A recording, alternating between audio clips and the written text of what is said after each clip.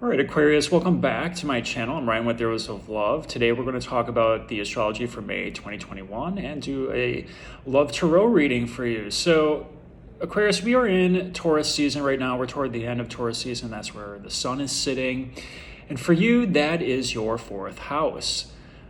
Taurus is 4 signs past Aquarius. And the fourth house has to do with home, family, mother.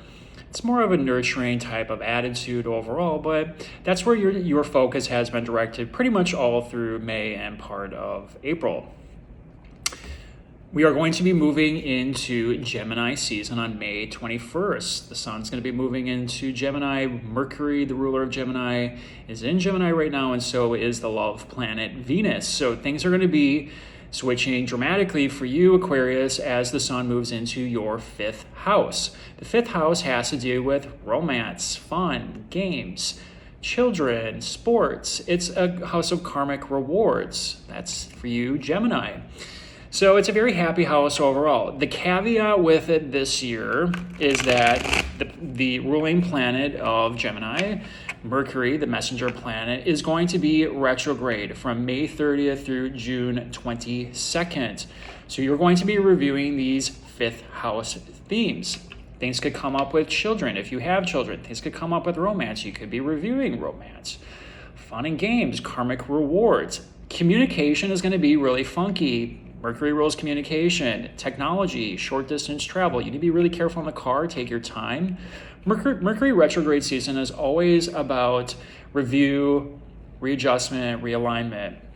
Things are going to come up during this period, May 30th through June 22nd. That's going to require some attention on those 5th house matters. Now, the thing is that I'm telling people is that Mercury, when it stations retrograde at 24 degrees of Gemini, is going to be making a square over to nebulous Neptune sitting in Pisces. And Pisces is your 2nd house of earned income, the money you make from the business you own, resources, possessions, and self-worth. Now, when Mercury, the messenger planet, squares Neptune, this could point to some disillusionment and some deception. So you need to be really careful about anything that doesn't seem like it's on the up and up, coming from children, romance, anything dealing with money, or possessions or values. So there's this air of disillusionment there right around the 30th, 31st. So that's Memorial Day weekend. So just be on your guard. If something doesn't smell right, probably isn't. So be aware of that. This Mercury retrograde season is going to be a little bit, the communication is going to be really off. And technology is going to be really off too. So I'm telling everyone, just be prepared for it. It's going to be 3 weeks. Mercury's kind of the trickster. It's going to play these games to see how you react to it. So again, it's a 3-week period, and it's going to affect everyone tremendously. Jupiter, the planet of expansion, of growth, of karmic rewards, justice, good luck, just moved into Pisces on May 13th, just a few days ago, and it's going to be there until July 28th. For you, Aquarius, that is your 2nd house of earned income, possessions, resources, self-worth. So 2022 is going to be a big year to make it rain. Okay, for you, there could be promotions in the works for you. You could be finding new revenue streams to fill your bank account. You'll be buying new car, new house, possessions, values, and it's really just a great thing because Jupiter expands anything it touches, and Jupiter rules Pisces. It's at home there, so it's extremely great for you. Increase that bank account and make it rain. So enjoy this time. We're going to get a hint of this transit from May 13th through June 28th, and then Jupiter's going to retrograde back into your 1st house of Aquarius, where it's going to do a little review of how it is what it is you did over the past 5 months or so when Jupiter entered into Aquarius, into your 1st house of the body, self-presentation, anything dealing with you personally, and your own personal makeup. So it's going to be doing a little review until it goes back into that 2nd house of Pisces in 2022. So really great things coming for you with money and resources overall. Mars, the planet of action, vitality, can be conflict and aggression as well, is sitting in Cancer. And for you, Aquarius, that is your 6th house. Cancer is 6 signs past Aquarius, the sixth house has to do with work, routine, service, mundane affairs. It's just a house of health too. So sometimes this points to disease and slavery and bondage back in ancient times. So if you feel like you're a slave or you're bound to anything, Mars is going to point to where there's some potential for growth. Mars in Cancer is also points to potential issues with family, things coming up in the home. So home repairs, maybe there's health issues with mom or motherly figures. You got to be careful of cuts in the kitchen, accidents, anything dealing with water. Be careful around water, Aquarius. So Mars is in its fall position in Cancer. It's not happy here. Things can be a little bit irritable on the home front. Maybe things flare up with health overall. But the good news is that Mars is going to move into Leo on June 11th. So we have about 3 weeks or so more of this type of energy to get through. But right before Mars leaves Cancer, it's going to be making an opposition over to alchemical Pluto sitting in your 12th house of Capricorn. The 12th house is things unseen, endings. It can also be a house of self-undoing. So it's not exactly a pleasant house, to be quite honest. It's also a house of the subconscious and research and digging deep and introspection and reflection.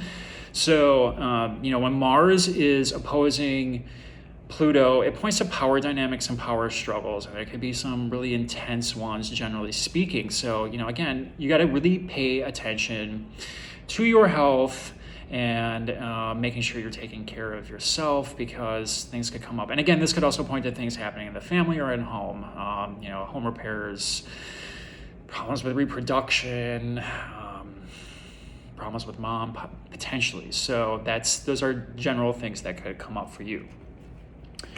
The big news really is happening at the end of the month, though, with the lunar eclipse in Sagittarius on May 22nd. We're headed into eclipse season, and for you, that is your 11th house. Sagittarius has 11 signs past Aquarius, and the 11th house has to do with friends, group associations, your network, your global communications, and your hopes, wishes, and dreams, and sometimes technology. So and innovation. And this could also point to some rebellion too. So it's going to be things come up with friends, your groups, that could take you by surprise. Eclipses, especially lunar eclipses, reveal secrets. It's the revealing of something.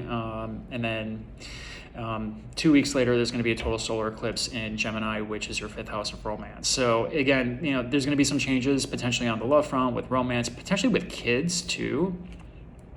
Points to a lot with kids overall. If you have children, maybe you're having children. Some of you might find out you're pregnant. And that 11th house of Sag points to friends. So you could have some surprising communications coming out of your group associations of friends. Potentially people moving or changing things up. Maybe someone's getting divorced. Or leaving a relationship, or maybe starting a relationship. So just be aware, it points to other people, but it also changes, with the future. The 11th house has to do with your future too. So things are just slowly but surely changing over the next 6 months, but eclipses can also be quite surprising and shocking at times too. So as far as love goes, Venus is sitting over in your 5th house of romance. That can be very good. It's more of a mental energy. It's more about the mental simulation of love. So having really good conversations and kind of piquing that mental curiosity of learning, as opposed to Taurus energy, which is a little bit more sensual and about good food and good wine and having a nice date and being surrounded by nice things. This has more to do with the intellectual side of love, which you are an intellectual sign. This is very good for you. So you are naturally gifted at this. So you would be very fortunate. But with Mercury retrograding in that Gemini 5th house, you're going to be reviewing issues with love and possibly with kids. So want you to be prepared for that overall. It's going to be an intense couple months. I'm just going to put that out there. So, all right. So we're going to do your love reading now. We're going to pull one card from the Angels Oracle, 3 cards from the Tarot for you, 3 cards for your love interest. We'll see what's happening. Keep in mind, these are general readings. These messages will not resonate with all of you. Take a look at your ascendant, moon, and Venus sign. Sometimes those will resonate more with you. depending on what's happening in your natal chart. All right, so Aquarius. Let's see what's happening in love. Worth waiting for. Divine timing is at work in your love life. Okay, so maybe you're trying to manifest something. Maybe you're working toward a commitment, or working toward bringing in that person that you've been wanting. But divine timing is at work here. Got to be patient. And like I said, that Mercury retrograde season is happening in that 5th house of romance. So you're going to have to be real patient over the next month and a half at least. All right, let's see what's happening for you, Hierophant. The Emperor. Oh. Okay. 5 of Wands. Yeah, okay. That's for you. This is for them. 7 of Cups. 7 of Swords. 9 of Swords. Yeah, you have a heavy reading. And the reason for that is that Mercury retrograde and these eclipses. It's going to bring up stuff that's unexpected. And communication is going to be funky. And we start off here with the Hierophant. Now, you could be dealing with a Taurus. The Hierophant represents Taurus in some readings. But the Hierophant also points to commitments. And this could be pointing to, potentially a marriage. But sometimes this also has to do with higher beliefs and, what it is you believe in. So you could be tested on these fronts right now. And this could come into stark reality. And this is talking about you coming into your own and coming into your own power. The Emperor is very much seated in his power and starts making decisions that are right for him. This is also the Aries card. So for you, again, this is Aries is your 3rd house. Deals with communication. Communicating your own power is going to be very important. It could deal with something like a commitment, or your higher beliefs, or your ideals. And it could create some conflict. The 5 of Wands is a conflict card. It's very fiery. So if you are, if you're feeling that urge to start communicating something that could potentially lead to an argument because you're coming into your own power, realize, the timing is going to matter of this one. And I think it's going to happen right around that Mercury retrograde phase. It is a natural thing that happens to come up. Communication is going to be really funky during May 30th through the 22nd. And Mercury is in its shadow phase right now, which means you could be getting hints of this right now, what is bubbling to the surface. But to me, I think more or less, this is you probably coming to find some news out that you're not so happy about. And it might cause some conflict, and this is going to cause you to start making some really big decisions and coming into your own power. This could be dealing with authority figures as well, or people that have authority type stature to them. On the other side, this is heavy stuff, okay? Starts out with the confusion card, thinking that the other person has options. This is clouded judgment. You'll notice there's a whole bunch of cups here, and it's the man looking at them. But not all of these cups are actually good. Not all of these options are good. Some of them have a snake. One has this crazy looking mushroom thing in it. One has a wreath. So this person's thinking that they got options, the clouded judgment of some type, and they're not being honest with you. There's something here that's being hidden. This is, in my readings, the liar, cheater, thief. And I always say this when this guy comes up, he's not a very good liar, cheater, thief, because he's got 5 swords in his hand and 2 are on the ground, which means he leaves breadcrumbs, or she. Doesn't matter about gender. They leave breadcrumbs laying around. They're not very clever about this. I think you're going to find out something that was hidden from you, secrets revealed possibly during that eclipse period overall, and it might cause some arguments. Things are going to come out that you did not expect. Someone isn't totally being honest with you in some respect.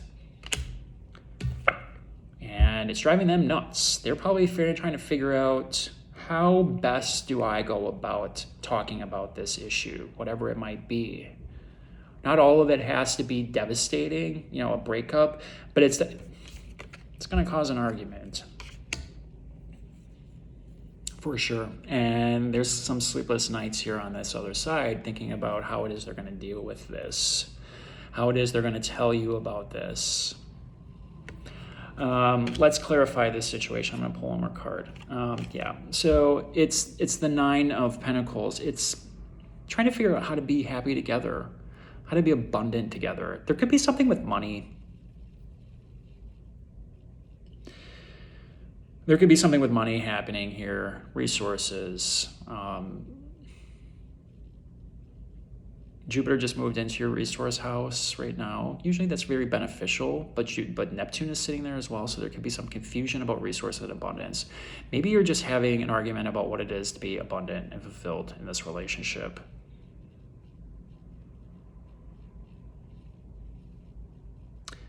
May 30th through the 31st that's when Neptune and Venus are going to square each other.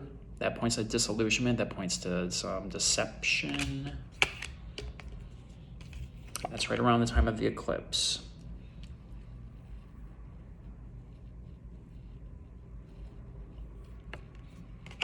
You need to own your own power, okay? You need to know what your self-worth is, and you need to know what it is you're willing to put up with in a relationship. We would never be in relationships if we were all perfect, right? I mean, we're all human. But you have to have boundaries, and you have to have lines, and you have to know what your self-worth is, and you have to know what you're willing to put up with. And if they're thinking there's something good on the other side, if they're hiding things from you, you know, that causes problems. That causes problems. Heavy reading, Gemini. We're just going through a heavy phase right now, or excuse me, Aquarius. I think I didn't mean to say Gemini. We're going through some really heavy Gemini stuff, and that's when it's going to happen, essentially. But Aquarius, you need to be on your guard. You need to know what you're worth. You need to know what you're willing to commit to. Don't put up with any lying and deception. That's just not you, okay? Know what makes you happy. I think the universe is going to point you in the right direction. All right, Aquarius, take care. Just the best thing to do with these retrograde seasons and eclipses is just go with it. Realize that things are going to change. People leave when doors close, windows open. So there will be opportunities for you soon, but right now we're going to be clearing some things out with this eclipse season. So I hope take care of yourself. Be sure to get plenty of exercise. We'll talk to you next month, and I wish you all well. Until next time.